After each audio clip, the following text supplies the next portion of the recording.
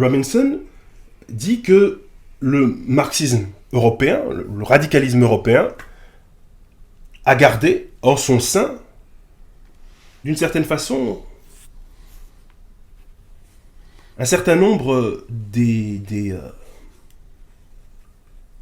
défauts, des vices de la civilisation qu'il a vu naître, qui est la civilisation capitaliste elle-même.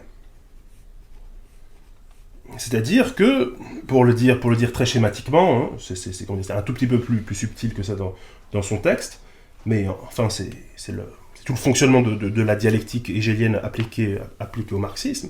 Le communisme, le socialisme puis le communisme tels qu'ils sont envisagés par Marx et Engels et après toute la tradition socialiste, ne sont pas simplement en opposition avec le monde capitaliste. Ils sont à la fois son adversaire ou son ennemi et son parachèvement.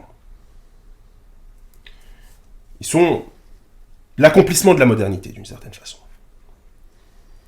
C'est le capitalisme sans la négativité qui l'entache, c'est-à-dire l'exploitation, mais avec les bénéfices du déploiement de la modernité technologique, etc.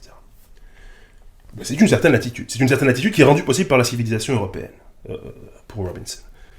Robinson dit, si vous regardez la tradition radicale noire en Amérique, ce que vous voyez, c'est que aucun n'a considéré que